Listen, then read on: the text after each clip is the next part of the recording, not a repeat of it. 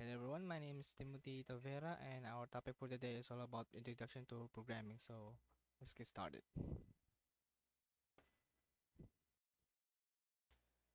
What is programming? Programming in its essence is the process of creating instructions for a computer to perform specific tasks. So sa tuwa pa lang is ang nag-communicate kasi ang computer nimo nga tagana mo siya instructions ang step by step. It's like a recipe thing like kayang recipe about sa cooking bilaw ana tagaman siya instructions sa kani buhatan ni and then next is do this ano na siya ang programming. What is a flowchart? A flowchart is a type of diagram that visually represents the steps of a process, algorithm, or a workflow. So ang kuan ng flowchart is kuan sa visual map siya nga ipakita nga logic and algorithm nga step by step para sa programming like wala gyud pa siya recipe bitaw taga ang step by step gyapon siya ng instruction lang siya ba structure lang siya and then pakita unsay dapat buhaton mi daw na step by step. So these are the key components and symbols. So the first one is oval nga shape, the start and end represents the beginning of termination of the point of the process. So ang unang gana start ana and then from all the way down is oval gyud siya nga shape which is the end na dayon siya. Rectangle process represents as a general step for activity in the process like except ang rectangle siya nga kuan ang shape or process ang soda niya except for example like 1 plus 1 ina daw or x is equals to 3 ana siya process na siya. So diamond decision represents a point where a decision needs to be made usually with two or more possible paths ana siya pasabot ana nga ang diamond or decision daw siya dira ang time nga mag decide like say for example like if if x if 0 is less than to 1 kumutro na siya mo naog na siya and then mutro siya mo agi sa pikas nga path wala pag ma-false na siya agi sa pikas nga path pod ana siya diamond gyud siya ana. Parallelogram, input and output represents the data entering or leaving the process. So, pasabot ana nga ang parallelogram is which is the input and output is diha naka mo input og use input data sa from user ana siya like enter a name, mag-enter kag name ana siya. Arrow flow line connects the symbols and indicates. So, pasabot ana nga ang kanang ang arrow or line, ang flow line is pasabot ana nga connect siya sa mga shapes like enable nga mga masumpay nimo tanan ang mga symbols like oval, rectangle gamito mo siya arrow para masumpay-sumpay pud siya ana. Circle connector used to connect different parts of the flowchart especially when the flow lines would otherwise cross. So pasabot ana nga ang circle or connector pasabot ana on page connector na siya mura siya kung taas bidaw imong flowchart na bidaw na gusto ka ibalhin mo speakers gamito siya on page connector ana siya like circle dira A tapos bahin sa picas para circle tapos taas A na pod ana pero mo timelhan nga sumpay siya ana bidaw kung taas bilang full chart mo. So ano yung pasabot niya narang oval, parallelogram, rectangle, diamond and mo ni ang circle which is the connector on page connector. So di ba taas kung taas kita nimo iba na sa picas gamito mo nag on page connector so muna na.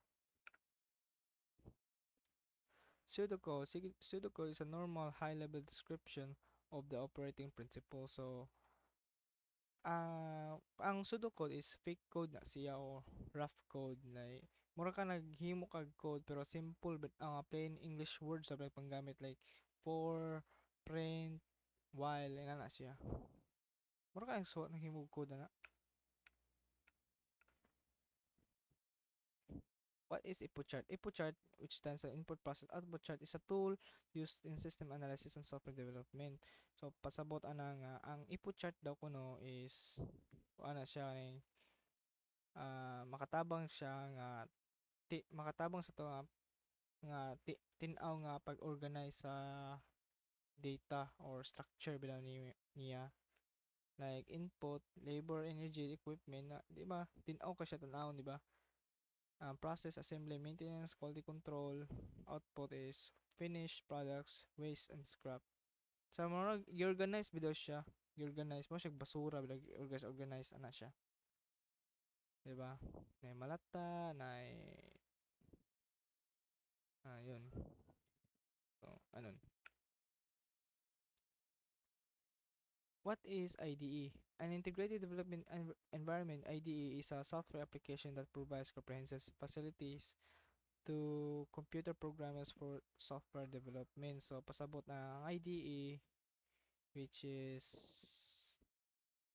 ang software application siya nga dira ka mo input og diha ka mo compile og mga code bidaw la ang diha ka maghimo og code ba kan siya ning is okay nindot siya daghan siya kasi ang IDE like Visual Studio, PyCharm, Apache NetBeans, IntelliJ IDEA, Eclipse, and other stuff. So, which is pare po ni kini kini siya IDE gikan sa IDE which is the Visual Studios na dili siya naghimo og code na yung mga code niya container, class, navigation, ana siya. Kaya nakita niyo dira nga code na siya dira. Gihimong code nasa IDE.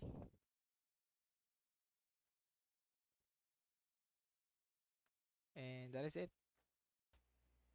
Hello everyone, my name is Timothy Tavera and our this video is all about installing Java and Python, like Java and Python installation. So let's get started. So ang aton daluro na to is Java and Python. So unahan na to is Java. So ang pag-install sa Java is ang unahan na to pag-install sa Java is kuan JDK, which is a Java development kit. So ato ta sa browser. Any browser will do, Google, Brave, ano ba dyan. Search GDK downloads na enter. Dito sa official website nga Oracle. And then Windows man ta, so gamito na tong Windows. So tupo ko na to ning file kini nga file which is the 64-bit installer. So tupo ko na to ni save that as download and then maghuwat ta. So ikat na lang nato ni. So nahuman na to pag-install ang GDK. So nahuman na to install ang GDK. Tuplo ko na tong file ra. Tuplo ko na to ni. Click yes. It says this software has already been installed on your computer. So nagka-install mo daan. So install na ko outro kay para ipakita ko kung saan pag-install. So click yes.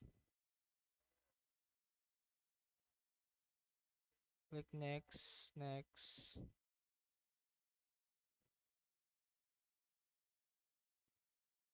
Extract the installer. And then, tada! Nahuman na. So, complete na siya. So, close. So, sunod, atong buhaton na to ron is iset na to ang Java, ang GDK sa environment path. Iset na to ang environment path niya. So, i-X na to ni. Refresh that. So, search na to environment. Kaya siya. Tuplo ka to edit with the system environment variables. So, tuplo ka ng environment variables. Siya. So, tuplo ko na to niyo. Yung path dre. Tuplo ko na to na. So, new. So, addition na natin ibutang nila. Mato sa files. Siyempre. So, pangita na to ang file na to. So, sa program files sa sulod sa Java nara. JDK tapok na to na. Tapos sa bin dayon siya na ng mga files. So tapok ko na to ni. Listas copy control C, which is copy and paste, and then click new, control V, which is to paste, and then click OK, OK, OK. So kung makabalo to sa ito yung version nato sa GDK, so tapos katong Windows R CMD type Java version. So nara nga tong Java version nato ang GDK nato na. So ana ra siya pag download sa GDK. So mo to. So ang installan na pud nato karon is IDE para sa Java. So pili nato ang Apache NetBeans. So para masayon-sayon siya. So ato ta sa Brave browser. Sa Apache NetBeans tara. Click enter. Click this. And then pakita to ang downloads nara.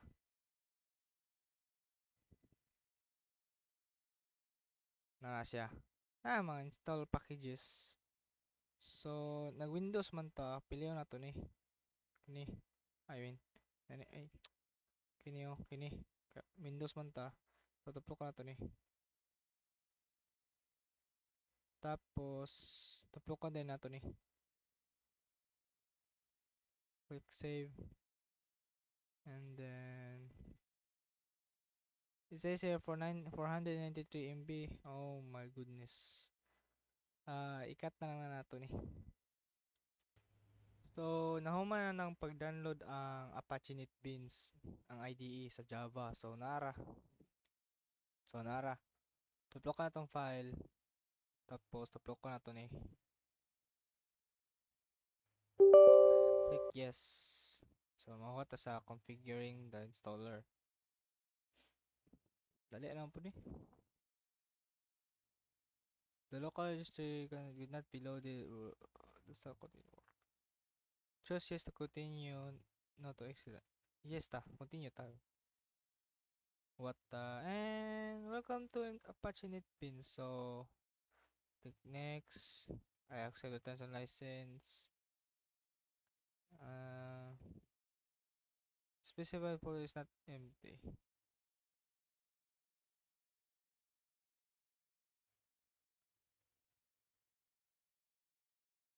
Sa makita sa tag folder. Dili ta sa Java na lang. Click install. Mara. So makuha ta sa kuan. Pag-install. And nara. So nahuman ng set up ang kuan, ang Apache NetBeans IDE. So click finish. So that is it. So marto siya pag-install. So maura. So ang installer na po nato karon is Python.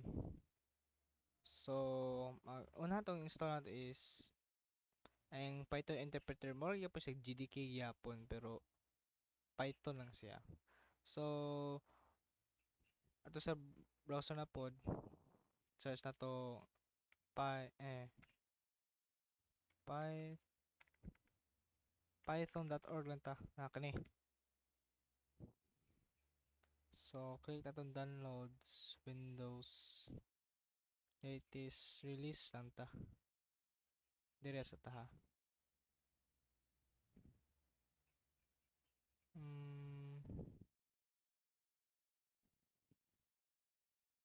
Okay ni. Save. So magwat ta. So nahuman to pag-install og Python interpreter. So tuplok ko na to ni. So tuplok ko na to ni pod.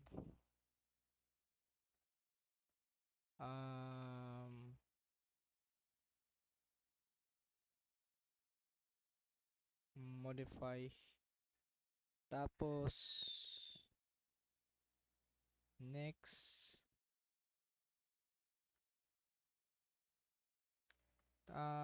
advanced options naman sila pero kuha lang gudi mo tuplo ka lang nimo. Pili ka sa may panay pag-compile standard library tapos ka na download debugging symbols. Kaya ba mga importante na install ta. So maghuwat ta. So nara na humana pag-install Python interpreter. So ang sunod install na nato ron is ano ah kini siya PyCharm. So i-search ato PyCharm. PyCharm na. Wala dili. PyCharm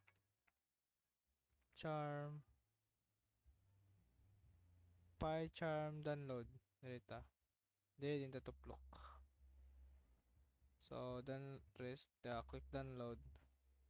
So nara click save. So ay taas na pud oy. So wata pud ta. I-cut na pud nato ni. So balik na ta. So nahuman na to ang pag-install ang IDE para sa Python. So tuplo ko na to ang file. Tuplo ko na to ni. So nag-set up pa siya. Click yes. Click next. Create desktop shortcut, sure. Add update path variable start edit no need na. Update as project. I think mura na siya. JetBrains, click install. So magawa ta. And human na pag-install ang PyCharm. So click finish ata. So marto ang pag-install sa Java o Python. So I hope nakuha to ninyo ang tutorial. So marto